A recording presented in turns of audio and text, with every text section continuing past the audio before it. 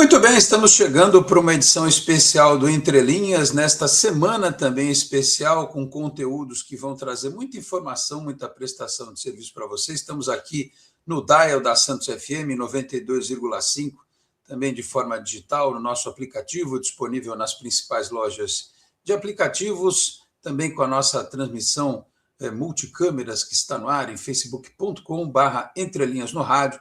Lembrando que assim que o programa termina, esta nossa live fica salva. Se você tiver perdido a edição ao vivo, pode assistir mais tarde, a qualquer momento do dia.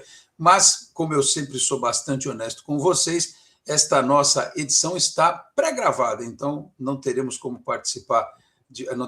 ter a participação de vocês, mas, obviamente, no futuro, o nosso convidado que aqui está hoje, o Maicon Benedito, vai poder estar conosco também no estúdio da Santos FM. Afinal de contas, ele vai, a partir desta terça-feira, trazer uma importante iniciativa para a cultura, para a literatura, a Mostra Literária Autores Negros do Brasil. Primeiro, queria agradecer a tua participação aqui, Maicon. A gente vai falar sobre essa mostra, vamos falar um pouco sobre a tua carreira, falar sobre literatura, enfim. Obrigado pela presença aqui no programa Entre Linhas, tudo bem? Tudo bem. Primeiramente, boa noite, bom dia, boa tarde. Eu não sei quando as pessoas vão ouvir, então já falo todos os horários. Agradeço também a disponibilidade de receber o meu trabalho, o interesse pela arte, pela literatura, que é muito importante, e estamos aqui para trocar e vai ser uma conversa bem legal, tenho certeza. Legal. Antes da gente começar a falar aí sobre, propriamente dito, essa mostra que começa nesta terça-feira, conta um pouquinho da tua história. Estou vendo aqui que você é nascido em Santos, certo? Mas fez artes cênicas na Universidade Federal de Santa Catarina. Como é que a arte entrou na tua vida e de que maneira você começou a trabalhar esse aspecto ao ponto de ir tão longe para estudar artes cênicas, ô Maicon? A arte, eu vou usar o clichê de todo artista, né? A arte sempre esteve presente na minha vida, assim. Minha mãe ela foi, como é que se falava antigamente? Se fazia magistério, né? Antigamente nos fazia pedagogia, as mulheres e os homens faziam magistério.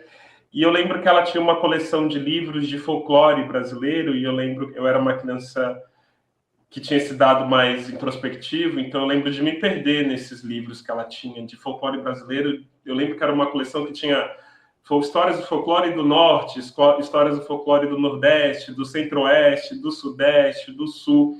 Então eu acho que o meu contato principal com a arte, com a leitura, principalmente a leitura e a literatura, veio dessa herança que a minha mãe deixou aí via os estudos dela no magistério, né? Claro, para ser professora. Então, acho que dá para dizer que a minha relação com a leitura, com a literatura, vem aí. Com a arte, na geral, vem da vida, acho que, do brasileiro no geral, que tem muita música, né? A gente ouve muita música. Minha família era uma família muito musical. Meu pai chegou a tocar, quando ele era novo, na Unidos do Morro, né? Foi da bateria da Unidos do Morro. Então, acho que a arte estava aí na minha vida de alguma maneira, seja via minha mãe, via meu pai, minha família, a música, a literatura, a cultura no geral. Perguntando como que eu cheguei lá, né? Agora eu lembrei da pergunta. Perdão. Pode falar, você ia falar alguma coisa? Não, eu estava te interrompendo porque toda essa descrição que você trouxe, desculpa perguntar, você está com quantos anos, Maicon? Estou com 40 agora. Então, sou um pouquinho mais velho que você, eu tenho 51, mas você ainda é de uma geração em que as famílias elas tinham esse hábito de ter os livros, os discos em casa. Né? Hoje está tudo muito digital, as pessoas perdem muito a atenção. Né? Você acha que esse ambiente que você viveu na infância contribuiu muito, você já trouxe? Você percebe que é mais difícil para a criança, para o adolescente hoje em dia, talvez seguir o mesmo caminho, justamente por a gente ter menos contato, fisicamente falando, com o livro, com o disco? O que você acha disso? Eu acho que sim. Eu via a minha mãe lendo, então eu lembro de brincar de me enfiar assim debaixo dela, ela ficava lendo sentada no sofá ou na cama antes de dormir. Eu brincava, antes de ler, eu tenho essa memória, antes de aprender, antes de ser alfabetizado, assim, de entrar assim, deitar no colo dela, fingir que eu estava lendo junto com ela, pegar o óculos dela, tentar ler. Eu acho que sim, o objeto físico, ele ajuda a gente a se relacionar, né? Eu lembro também dessa memória de infância, de ter a capa dos discos. As capas dos discos já eram muito artísticas, né? Quem tem essa memória vai lembrar. Eram só a capa, você já começava a se relacionar com os discos com a capa. Eu acho que tinha outra coisa que a gente meio que perdeu, eu acho. A gente ouvia muitas músicas que os nossos pais ouviam. Então, por exemplo, eu gosto muito de Maria Bethânia, porque minha tia era muito fã de Maria Bethânia, eu ouvia o dia todo. E é uma música que é considerada de velho, já para minha geração. Mas eu gosto muito, porque minha tia ouvia, a gente sempre tem essa memória da minha geração. Acho que a gente está em mais ou menos 10 anos mais ou menos de diferença, mas ainda contempla. A gente tem essa memória. O tio que ouvia, sei lá, Nelson Gonçalves, a tia que ouvia Maria Bethânia, meu pai que gostava, sei lá, Paulinho da Viola.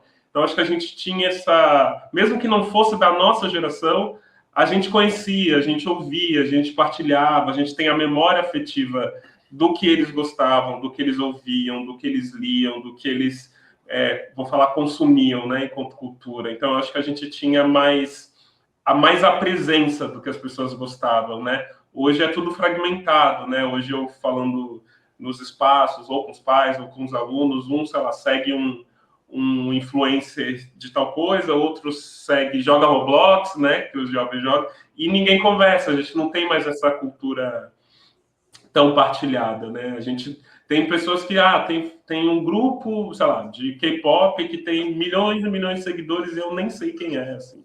Então é um exemplo, assim, bem bobo, mas é um exemplo de como a gente já não partilha tanto as coisas, é tudo muito segmentado. Eu sigo um influencer e eu sou um artista que você pode nem saber que tem milhões de seguidores e que é relevante para milhões de pessoas. Cada um é meio apartado mesmo. Eu acho que essa partilha... Algumas famílias permanecem, né, insistem, mas, no geral, eu sinto e percebo isso. Você sabe o que é engraçado? Depois eu vou pedir para você continuar naquela linha do tempo para explicar para a gente como é que, depois dessa influência dentro de casa, você deu os primeiros passos. Mas, assim, aconteceu, eu tenho um canal no YouTube que eu trato das coisas do Santos Futebol Clube, e fazer uma live recentemente em que alguém me falou que aquele cantor João Gomes, ele colocou a camisa do Flamengo, então eu fiquei bravo. Falei, pô, como assim o cara torce para o Santos vai colocar a camisa do Flamengo e tal? Aí explicaram que ele reclamou que não tinha a camisa do Flamengo onde ele morava, camisa do Santos para vender e tal. E assim, eu falei, se eu passar do lado dele na rua, eu não sei quem é. Eu já ouvi falar desse rapaz, porque ele é famoso e tal, mas se você me perguntar uma música dele, eu não conheço. Eu posso talvez ter ouvido, mas eu não vou associar a música com o artista, né? Mas, claro, foi num tom assim de... o cara botou a camisa do Flamengo e tal. Aí depois me falaram, teve muita gente dizendo que acho que ele era neto do Dominguinhos. Eu não sabia disso. Então, ou seja, é um cara que cresceu mais ou menos, mais jovem do que eu, enfim, e que cresceu nesse ambiente. E por isso ele virou esse artista que é, né? Reconhecido, hoje eu entendo, né? Eu sei disso, eu sei que ele é famoso, que ele tem muita audiência e tal, mas a gente não conhece esse histórico, talvez até por um certo preconceito que a gente tem com os mais jovens, né? A gente acha que o jovem é desleixado, tem cabeça fresca e coisa e tal, mas às vezes eles trazem essas informações para a gente. Em relação a esse rapaz, eu já aprendi um pouquinho mais. Eu acho que é tudo uma questão de unir os dois mundos, né? Apresentar para o jovem, às vezes, coisa muito boa que foi produzida no passado e a gente também se permitir que o novo entre na nossa vida de alguma forma. Mas até a gente pode discorrer sobre isso mais à frente, mas só para não perder o fio da meada. Aí você tinha essa influência em casa. Quando é que foi que o Michael falou assim, agora eu resolvi trabalhar com artes cênicas? Como é que foi isso? Levou um tempo, né? Eu estudei aqui no ensino médio, né? Eu estudei aqui no Primo Ferreira, na Vila Belmiro, e eu e minhas amigas, meus amigos, eu lembro que a nossa biblioteca era fechada, a gente meio que assumiu a biblioteca, organizou, limpou, a gente fez da nossa biblioteca um lugar que a gente pudesse entrar, porque ficava fechada. Eu, a Rosângela, a Ana Paula, a Elisa, na época, outros amigos também, eu lembro muito disso. E quando eu fui uma pessoa que foi uma pessoa desse momento em que a universidade era muito distante da nossa realidade, né? Meu pai não fez universidade, minha mãe não fez, eram trabalhadores, né, braçais. E uma dessas amizades decidiu fazer cursinho para fazer faculdade. Foi quando eu me interessei, assim, esse bichinho do estudar me contaminou. Eu falei, mas o que é isso, faculdade, né? E aí ela foi me explicando, tinha faculdade pública. E aí eu falei, não, eu quero fazer faculdade. Comecei a estudar, fazer cursinho e tal. E eu, na época, eu passei para psicologia na Unesp de Assis, no interior de São Paulo. E fiquei lá na Unesp, mas não consegui seguir a psicologia. Quando eu vi a arte, na própria psicologia tinha muita arte nos trabalhos, nas oficinas, nos estágios que eu fazia. Sempre estágio, eu estava ali fazendo estágio de psicologia social com o pessoal que fazia arte. Quando eu voltei para Santos, um amigo que morava em Floripa falou assim, aqui tem a Universidade de Teatro, que tem um curso que abriu faz pouco tempo à noite, você podia trabalhar e estudar, que era uma questão, né? Eu precisava trabalhar, não tinha como me manter sem dinheiro, assim. E aí eu falei, mãe, vou para lá, vou me jogar, vou tentar. Fui para lá, trabalhei de garçom alguns meses e fiz vestibular, passei e comecei minha vida como ator, né? Que eu gostava muito de teatro também, fazia muita coisa de teatro. E fiquei lá 6 anos, me formei em artes cênicas, fui estagiário do SESC, de Floripa, né, o Sesc Prainha, que se chama. No Sesc, eu desenvolvi uma série de oficinas com literatura. Na época, a gente fazia o que se chamava Mostra Literária Paulo Leminski, um poeta, e a partir disso foi que minha carreira com a literatura e a cultura foi se desenvolvendo. Assim.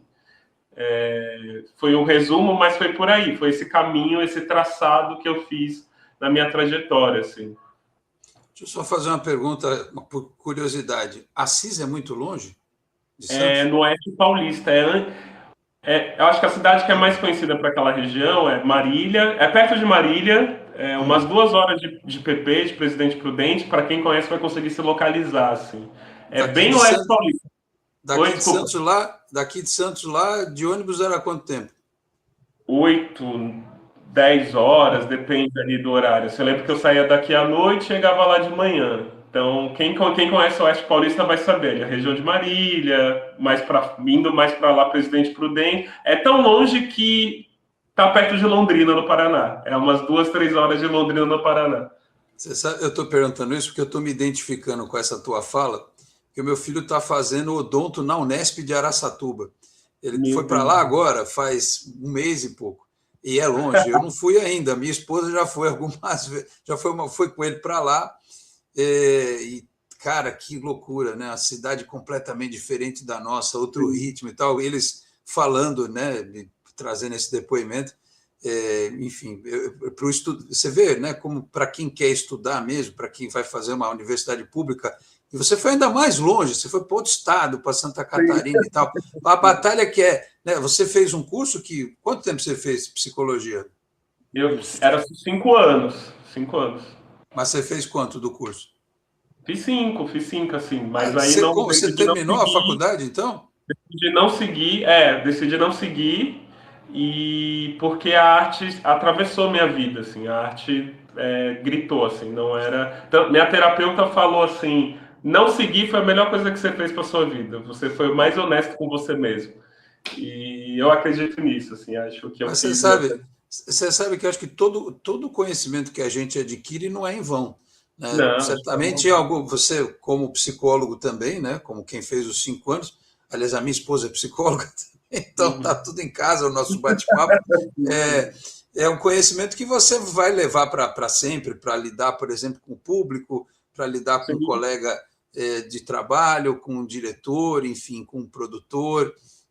Claro que eu entendo bem que uma coisa é a atuação clínica, outra coisa é o conhecimento, mas nunca deixa de ser um algo a mais que você tem para lidar com essas questões da vida, enfim, quem sabe até no futuro, algo nesse sentido da psicologia não te inspire, até dentro da arte, né, Maicon? Eu acho que assim, eu sou muito defensor do estudo. Assim, se tem alguma coisa que me deixa irritado, as pessoas falam, não precisa estudar, não precisa de faculdade. Eu acho que assim, tudo que você estuda, um cursinho que você faz, um workshop, acho que tudo contribui. Acho que estudar é uma das grandes bênçãos que a gente pode ter na nossa vida. O conhecimento ajuda muito a gente a viver melhor, a ter oportunidades, acho que melhora a nossa cabeça. Eu acho que estudar, sempre que eu vejo algum jovem falar, não precisa de faculdade, porque eu vi alguém na internet falando, eu falei, vai estudar, tira o seu diploma, o que você vai fazer com o seu diploma não importa, mas vai estudar. tenha o seu diploma, aprenda.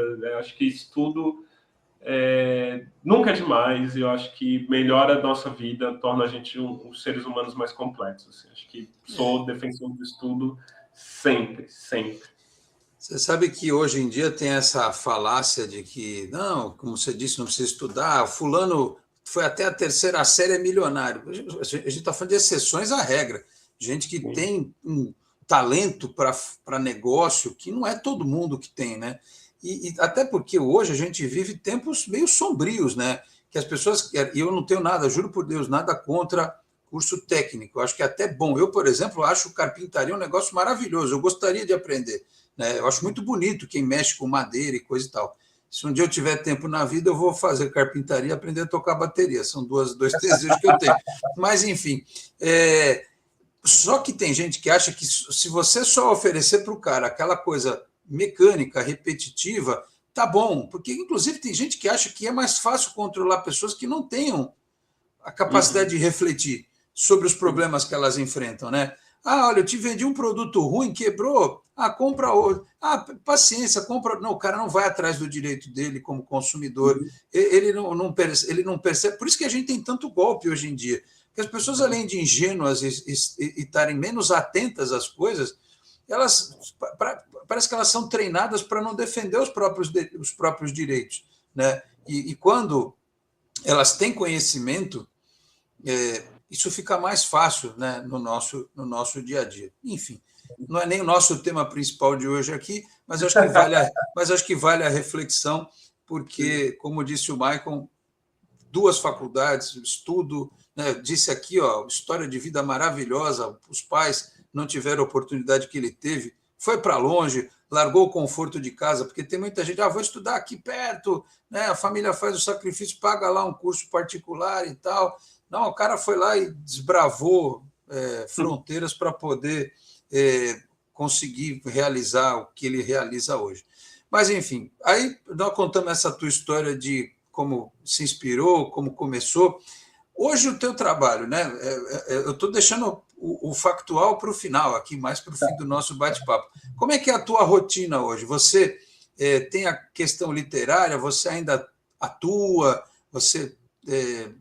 se pintar alguma coisa nesse sentido, você está dentro? Como é que o multifacetado Maicon Benedito está atuando de que forma nos tempos atuais?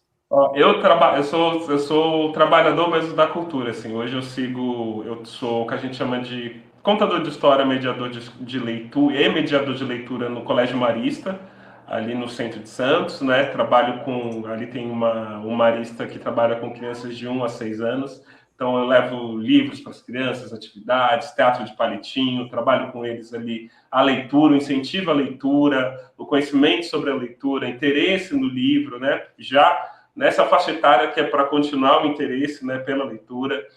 Hoje, eu também, além desse trabalho, eu trabalho eu estou no Educativo do Sesc Santos, porque é bom que eu já faço aviso aqui, dia 8 abre a itinerância aqui do Sesc Santos, que vem a Bienal de São Paulo, parte da Bienal, né? Uma parte das obras que estavam expostas na Bienal de São Paulo vem para Santos, e depois elas vão circular por outros Sescs do estado de São Paulo, mas eu estou na equipe do Educativo que vai ficar aqui, ali mediando, né? Apresentando as obras que vão estar ali, e a partir do dia 8 de abril, dia 8 ou dia 9, se eu não me engano, a gente vai estar ali na equipe do Educativo. Além disso, eu desenvolvo projetos culturais diversos, né? Tem a mostra literária, eu tive uma exposição também que eu coordenei sobre os orixás, eu fiz parte da produção de um curta-metragem chamado Sobreviver, aqui da Baixada também, que saiu um curta-metragem que rodou aqui em alguns festivais. Então, eu estou aqui e ali produzindo coisas. Estou ensaiando meu retorno aqui para o teatro. Vou dar só uma palhinha, assim, a gente está tentando montar um texto do escritor Lima Barreto, que é um escritor bem importante, assim. Ele tem um livro chamado Cemitério dos Vivos, que foi quando ele foi internado, na época, acho que era um hospital geral, o termo que usava, né? Que as pessoas, elas não tinham CAPS, as pessoas eram internadas, né?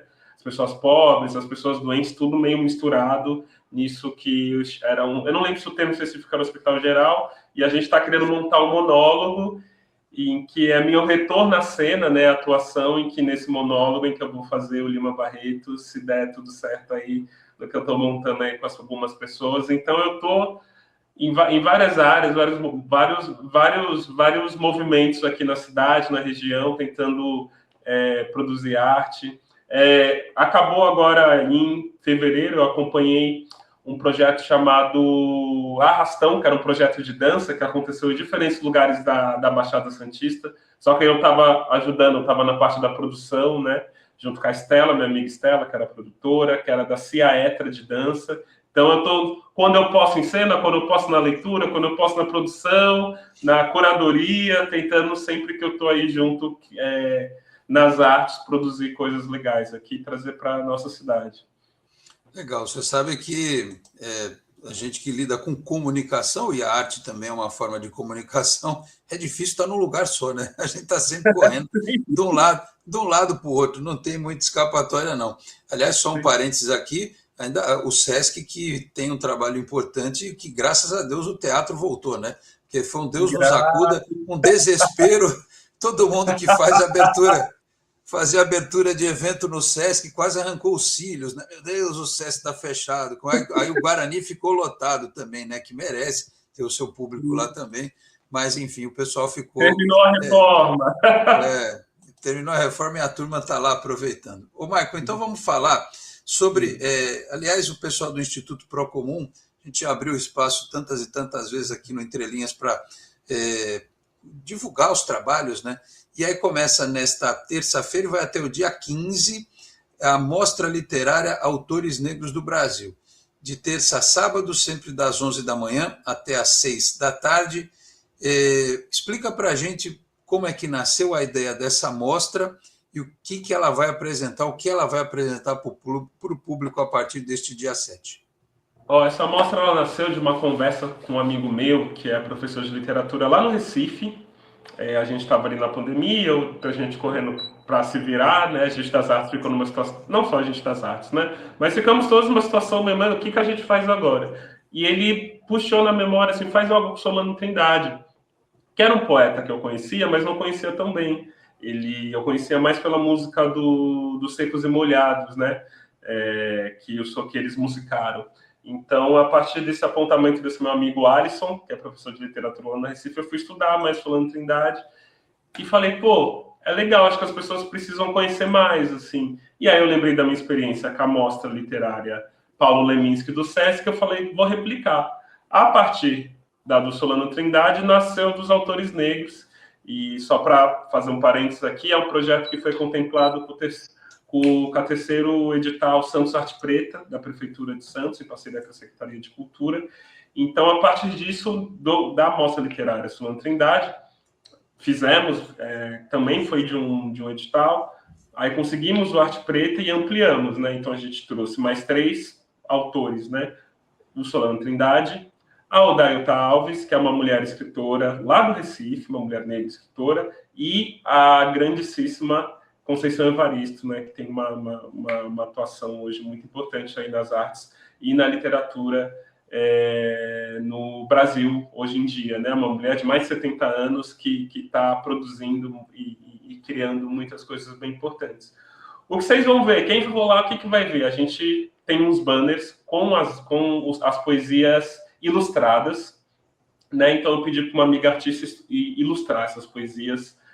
Eu fiz a curadoria, né? Eu escolhi cada poesia que vai estar nos banners. Cada autor tem 5 banners, né? Com essas poesias ilustradas, que eu escolhi ali das poesias que mais me tocavam de cada um deles, né? Eu falei, essas merecem destaque. Então esses banners vão estar expostos e a gente também vai ter um varal com outras poesias desses autores também, poesias que eu também fiz a curadoria, mas não foram as que mais me tocaram. Elas me tocaram também, mas não foi ao ponto de ir para o banner, né? Que os banners são grandes e tal. Então é uma imersão, né? Uma mostra mesmo, de mostrar, de dar a oportunidade das pessoas conhecerem, de se aprofundarem um pouco mais na literatura desses 3 autores que eu acho muito importantes, né? O Solano Trindade aí é um grande mestre das artes pretas, né? Ele foi um cara que ao longo aí do século XX, enquanto ele foi vivo, viajou esse país, eu tenho uma identificação, né? Porque ele é do Recife, morou no Rio, morou no Rio Grande do Sul, morou, né, ali no ABC Paulista, né? Montou a feirinha ali de Embu das Artes. Montou não, já tinha artistas, mas ele foi um dos que fez potencializar ali a feirinha dos Embu das Artes, que ele morou um tempo lá, né?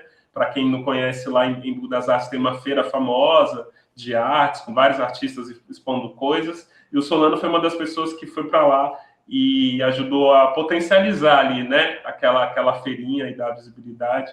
Então tem essa identificação com ele também de alma, assim, de ser um cara que foi para lá, foi para cá, fez coisa ali, montou todo lugar que ele foi, ele montou uma sementinha da arte, da cultura, né? Ele morreu acho que em 72, se eu não me engano, mas deixou esse legado não só na literatura, né? Ele teve grupo de dança, grupo de teatro, os filhos dele, os netos, a família Trindade como um todo, muitos seguem nas artes, né? O bisneto dele dá aula aqui no Sesc de violão também, então, assim, é uma família que continuou o legado aí dos Trindade, assim, é uma família muito ligada à arte e à cultura, e eu tenho muito carinho por eles. E tem a Udailta, que eu conheci lá em Salvador, eu conheci pela internet, mas a gente se encontrou no 4 de dezembro, uma festa popular para Santa Bárbara, lá em Salvador. Eu tinha pedido a autorização dela online, né? Ela falou, não, pode fazer, só libera aí, só dá os créditos. E aí um dia eu fui viajar, dezembro do ano retrasado, aí eu tava andando ali na festa de Santa Bárbara, eu vejo uma mulher assim de longe, o cabelão vermelho, assim. Falei, Udailta, ela, sou eu. A gente se deu um abraço, conheceu finalmente. Falei, você precisa ir para Santos. E a Conceição, né? Eu não a conheci pessoalmente, mas a gente falou com a equipe dela, né? Para conseguir a autorização. A Conceição é uma estrela da literatura, né? Hoje em dia. Já tem uma projeção legal, assim. Então eu não consegui falar com ela, mas a gente conseguiu falar com a equipe dela para ter a liberação, né? Porque eu não vendo essas obras, né? A gente faz a mostra no caráter educativo, né? De incentivo à leitura. Então a equipe dela, ela entendeu a importância do projeto. A gente não ganha dinheiro vendendo, né? A gente ganhou dinheiro para fazer o edital, né? Para fazer o projeto, tem a remuneração, evidentemente, mas eu não vendo a obra delas, né? Então elas super liberaram, foi muito legal, tem sido bem legal. Agora, eu estou vendo aqui, até no material que a assessoria mandou, que a mostra ela não é nova, ela já começou há um tempinho, né? É isso, Michael? Desde 2021. Mas foi no meio da pandemia, é isso? A gente ganhou o edital em 2021, e aí no final de 2022 a gente começou a circular, porque já tinha tido as primeiras vacinas, a gente começou a circular por alguns espaços, né? Aí no final de metade de 2022 a gente começou a circular. E aí a gente continuou. Oi, pode falar. Então não pegou o auge assim da pandemia, né? Não, a gente não estávamos aprontando, então a gente estava certinho. Não, mas é que teve muito artista que realmente não parou, mas teve que fazer da forma como era possível, né?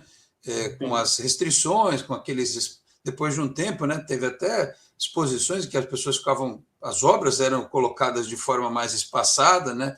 Tinha uma frequência controlada das pessoas e tal. Eu digo nesse sentido que, felizmente, que vocês puderam passar por esse período mais difícil da pandemia e depois colocar a mostra aí para o público. E aí, de lá para cá, assim, foi crescendo, foi mudando, vocês foram tendo novas ideias. Como é que é essa concepção de ano para ano e até a própria curadoria, se a gente pode chamar assim, o Michael? Não, dá para chamar de curadoria, né? A curadoria eu sempre falo que é do meu coração. Eu leio as poesias de cada autor e falo, né, na escolha para os banners, né? Eu falo, nossa, eu gostei essa. Aí é um trabalho que, se tem uma autoria minha nesse projeto, é esse momento, é o da curadoria. A escolha que eu não divido com ninguém. Se todo mundo que está envolvido, essa eu não escolho, eu não abro mão, né? Eu acho que esse é o momento que tem uma assinatura minha. Então eu lembro quando a gente passou, tem uma das poesias que se chama O Amanhã Será Melhor, que é do Solano Trindade. Então, quando a gente estava ali no meio da pandemia de 2021, alguma coisa em mim, quando eu li, falou assim, essa tem que ir para o banner. Porque as pessoas têm que ler e acreditar que o amanhã será melhor, né? Ele fala da manhã do trabalhador, das pessoas que saem de casa para batalhar, e ele fala o amanhã será melhor. Eu falei, não, essa tem que estar. essa precisa estar. É um recado que eu quero que as pessoas, quando leiam, elas falam, não, o amanhã será melhor. A gente precisa disso, a gente precisa acreditar nisso, né? Porque senão a vida fica impossível, né? Então, e todas essas poesias que vão para os banners e as do Varal de Poesias tem essa ideia, né? As que me tocam. Eu não tenho um critério de técnico para te trazer, assim. Eu acho que é usar esse termo mesmo, né? Pensar em poesia, não em poema, né? O que a poesia me diz? O que aquele significado daquele poema, do texto, me traz de poesia? Se aquela poesia daquele poema me toca, aí eu escolho, não, essa vai. E funciona, porque eu acho que a gente é humano. Por mais de todas as nossas diferenças, o que me toca, de alguma maneira, toca os outros também. De alguma maneira, alguma das poesias, porque a gente é humano. As nossas angústias, talvez, por mais diferentes que sejam, a gente quer ser amado, a gente quer ser respeitado, a gente quer ter um bom trabalho, a gente quer que as pessoas que a gente gosta, a nossa família, os nossos amigos estejam bem, a gente quer ter paz, né? A gente quer comida, diversão e arte, como diriam os Titãs. Eu acho que isso mostra um certo comum da humanidade. Assim, sempre que a gente vai para a mostra, acho que isso fica claro, assim, que as minhas escolhas que são feitas a partir da poesia, do meu coração, do que me toca, chegam nos outros, assim. E nossa, até me perdi agora na sua pergunta, mas essa era a curadoria, né? Qual que era o resto da pergunta? Desculpa, eu me perdi. Não, até que eu estou prestando atenção no que você está falando e estou já quase que engatilhando uma outra questão. Você falou basicamente da escolha, né? Era isso, mas, por exemplo, eu vejo que você fala disso você falou do coração e não é da boca para fora, né? A gente percebe claramente que é uma coisa que você faz com satisfação, com paixão e tal. Você tem ideia de levar isso para mais pessoas? É possível? Uma itinerância, digamos assim, da amostra? A gente já, essa é uma edição que é o final de uma itinerância. Então a gente tem tido todo ano, Mestre Chininha, a gente tem algumas parcerias. Mestre Chininha é o mestre de capoeira aqui de Santos, que tem um grupo de capoeira, Associação de Capoeira da Vila Progresso, lá na Vila Progresso. E o Mestre Chininha, ele gosta de estudar com os alunos. O ano passado ele estava estudando os poetas abolicionistas, né, que lutaram contra a escravidão do Brasil. Então a gente faz uma mostra, uma edição dessa mostra, lá na Vila Criativa da Vila Progresso, com os alunos dele. Então eu levo as poesias, levo os banners, a gente lê, a gente conversa, a gente troca ideia. Então é muito legal. Isso é só um exemplo de onde já circulou. A gente também fez o ano passado, em novembro, no Céu das Artes, que fica lá na Zona Noroeste, com parceria com a Iara, que é a técnica de cultura lá do Céu das Artes, com um grupo, eu esqueci o nome de grupo, mas era um grupo de mulheres idosas que fazem parte de um grupo de dança. Foi muito legal mesmo. Então elas leram poesias, a gente conversou sobre as poesias, foi muito emocionante. Então a gente já circulou. A gente fez uma edição também na Vila Criativa do... Ai, fugiu agora, do Morro das Pedras, eu acho. Morro das Pedras, se eu não me engano agora, confundi. Fizemos na José Martí, que é uma associação cultural aqui no Gonzaga. Fizemos na Cadeia Velha, né, que estava o projeto Fábrica de Cultura lá. A gente já circulou um pouco em alguns espaços e a gente quer ver se a gente consegue a oportunidade de circular mais, né? Levar para São Vicente, para Cubatão, né? Ver o que a gente consegue a partir daqui, né? Do que a gente pode fazer para além de Santos, assim.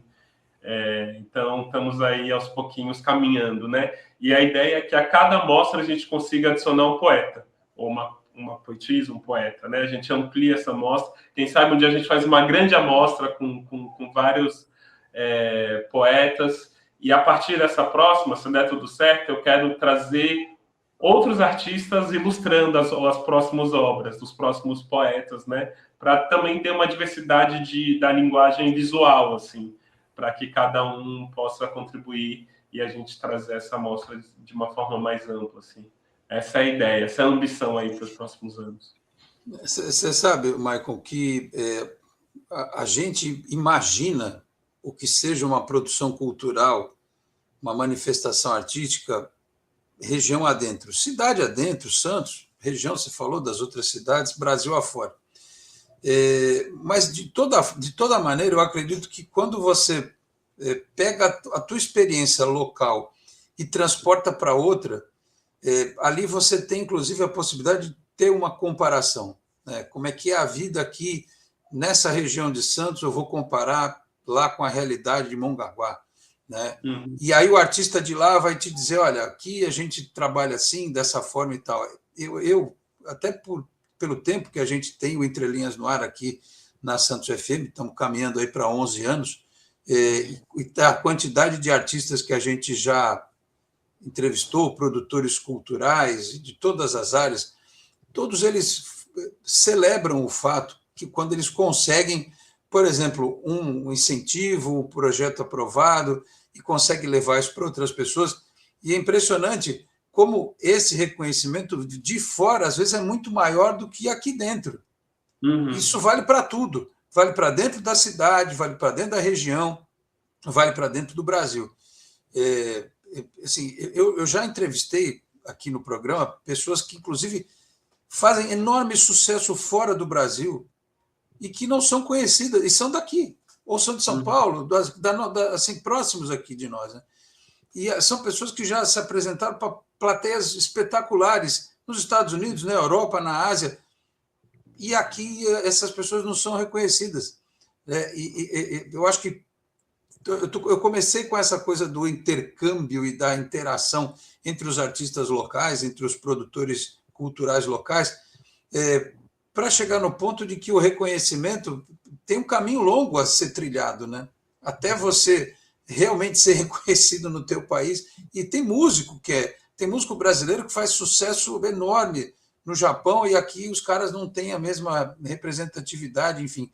Esse é um caminho que, até trocando ideia como eu disse, com pessoas de outras regiões, vocês se incentivam, porque vocês miram nesse espelho lá de longe, alguém que faça muito sucesso, assim, claro, um sucesso legítimo, não um sucesso pré-fabricado, porque eu imagino que não seja fácil, até porque existe todo um preconceito hoje em dia, não, porque é edital, artista não é trabalho, não sei o quê, né?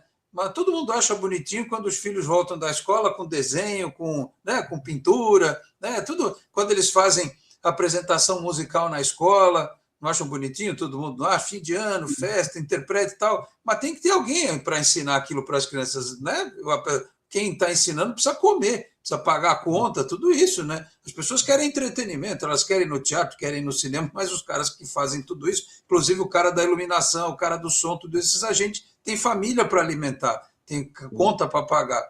E se não se respeita isso, né? Então, assim, desde lá do começo, da troca de experiência até a ponta, lá para ter esse reconhecimento, é difícil, não é, Maio?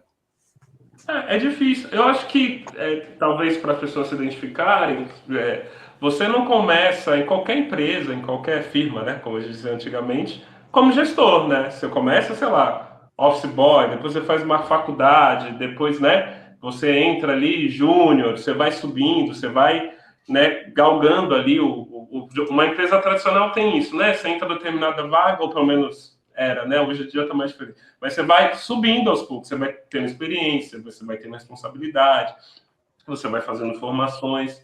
Digamos que para o artista é isso também, né? Você vai tendo experiência, faz um pequeno projeto aqui, ganha um edital um pouco maior ali, tem uma oportunidade ali, e você vai construindo aí esse sucesso, que é isso, que não é quantificado necessariamente no sucesso pré-fabricado, né? Mas de poder viver, de poder levar a sua arte, de ter um reconhecimento, como você apontou, né, na sua área, que muitas vezes não é reconhecido no seu próprio país ou na sua própria cidade, e que isso é dolorido, né? Eu acho que, falando com meus amigos artistas, ou por mim, no fim o que a gente quer é que as pessoas da nossa aldeia, do nosso rio, do nosso território conheçam, né? Santos, por exemplo, sofre muito disso, né? As pessoas têm que sair, tem que ir para São Paulo, tem que ir buscar em outros lugares, porque muitas vezes não tem. E tem uma dor nesse sair, porque é um sair que não vem necessariamente do desejo de sair, vem da falta de oportunidade.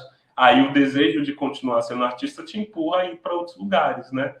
Então, eu acho que é isso, assim, acho que no fim a gente quer esse respeito, como todo mundo quer, assim, tem essa discussão, a gente vive num momento complicado, né, as leis de fomento, as leis, o apoio a artistas, mas é isso, assim, aconteceu, quando eu estava imprimindo os banners desse edital, eu fui numa gráfica aqui do centro, né, e aí o cara falou, nossa, que lindo a arte, o trabalhador ali, né, e aí eu expliquei que era um projeto meu, que era no edital, que aí esse dinheiro que eu estava pagando ali, eu vi a cabeça, o olho dele brilhar, assim, como se ele tivesse entendido algo que ele nunca soube.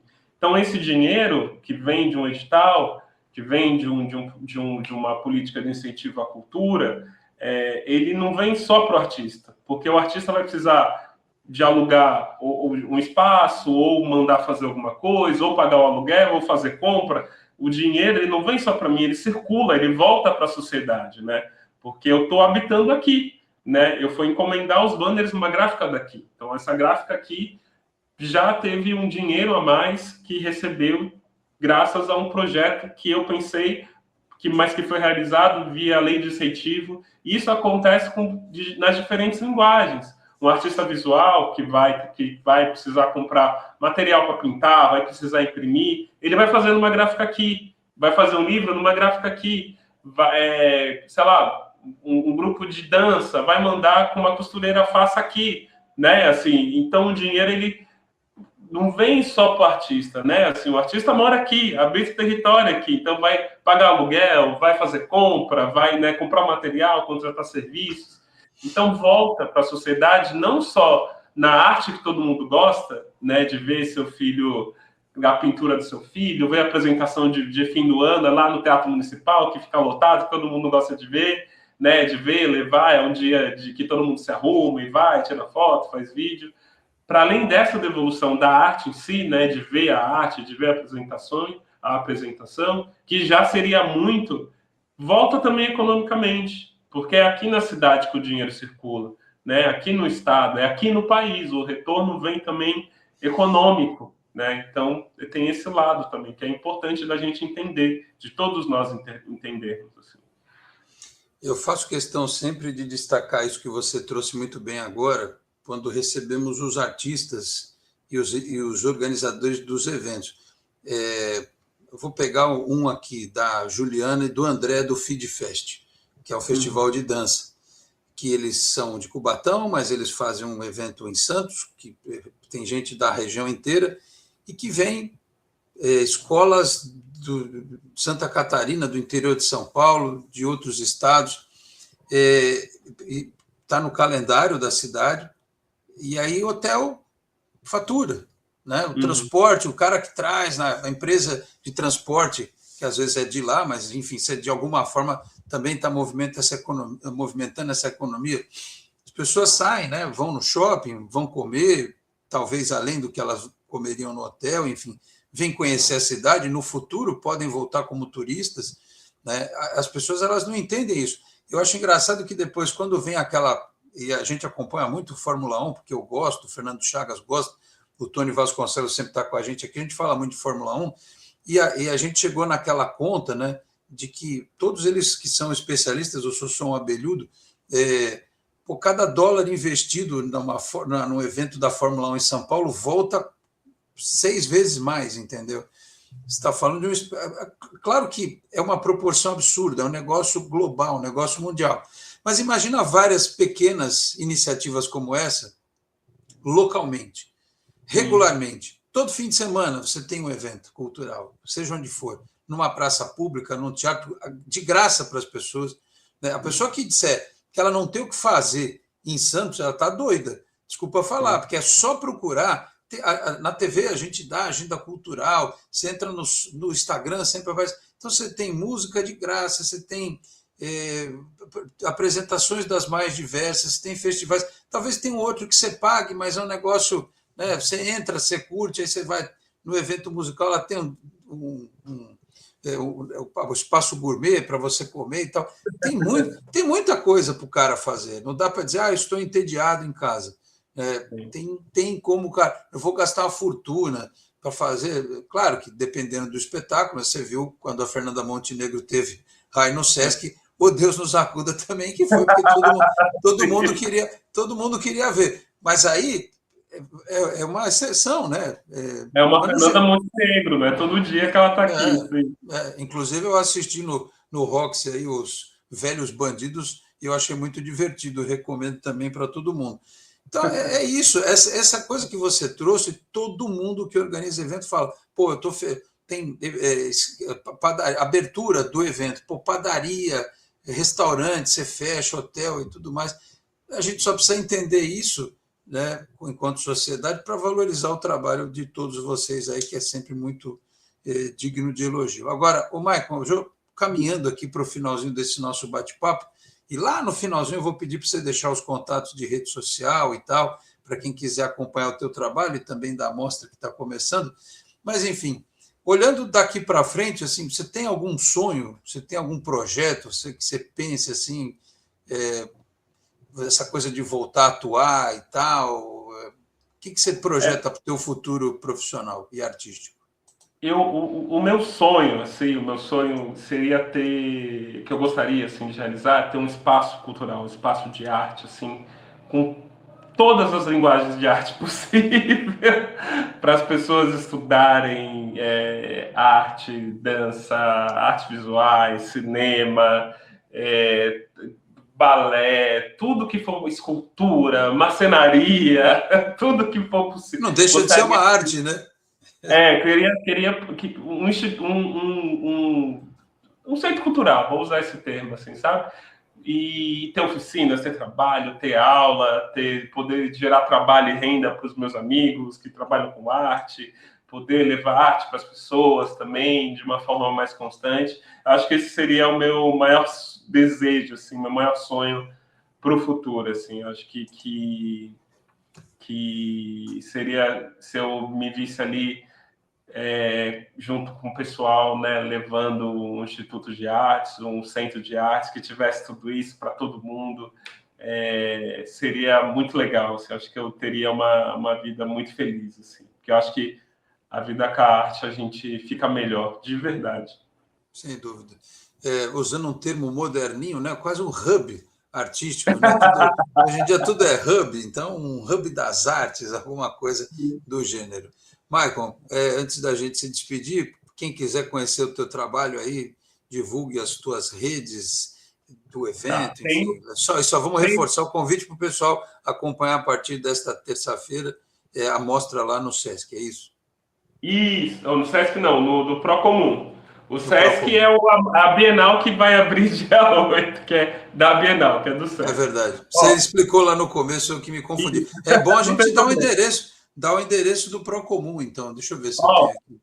Procomum fica na rua 7 de setembro, número 52. Deixa eu só confirmar aqui, para eu não falar errado. Instituto Procomum, tá? Confirmar aqui, deixa eu olhar aqui. É isso mesmo, tá certo. 7 de setembro, 52, Vila Nova, Santos, entrada gratuita. Vila Nova, o pessoal fala, a gente chama tudo centro. Quem é de Santos fala tudo centro, né? Mas é Vila Nova, aquela região a gente chama tudo centro, mas é Vila Nova. No Instituto Procomum também, quem não decorar o endereço, é só procurar Instituto Procomum no Google, vai achar. As minhas redes, eu tenho a minha rede pessoal, né, que é Maicon, Maycon.20, tá? Maicon da Silva.20, que é a minha rede social, meu Instagram, e tem a da minha produtora, que é a Lucaya Arte. Então é LUKAYAART _, Lucaya Arte, que é a minha produtora. A gente tem todas as minhas produções lá juntas, tá? E é isso, vocês conseguem me achar. Se não achar a Lucaya, acha a minha que tá, a Lucaya tá lá, então a gente vai fazendo isso, estaremos lá, tá bom? Muito bem. No Procomum está divulgado, tá tudo, também é fácil achar, né? A gente segue lá nas redes sociais também, para que o público possa acompanhar esse trabalho tão bacana. Michael, obrigado pela participação aqui no Entre Linhas. Já fica aqui um convite para o futuro, para que a gente possa bater um papo também no estúdio, né? Não nesta nossa edição especial, né? Que aí a gente consegue interagir mais e tal, e trazer essa discussão, que é sempre importante abrir espaço para todo mundo que fomenta a cultura e a arte aqui na nossa região. Obrigado, boa sorte aí na mostra nesses próximos dias, tá bom? Grande abraço. Outro. Muito bem, e assim a gente está fechando mais esta edição do Entre Linhas. Você sabe, lá na nossa página do Facebook, facebook.com/entrelinhas no rádio. Assim que o programa termina, o nosso conteúdo fica salvo. Se você tiver perdido a edição de estreia, pode assistir mais tarde, se assim o quiser. Da mesma forma, com o compartilhamento do link do vídeo pelo Boc News, que é parceiro do Entre Linhas, que volta no próximo programa com mais um entrevistado especial para você. Um grande abraço a todos e até lá. Tchau, pessoal.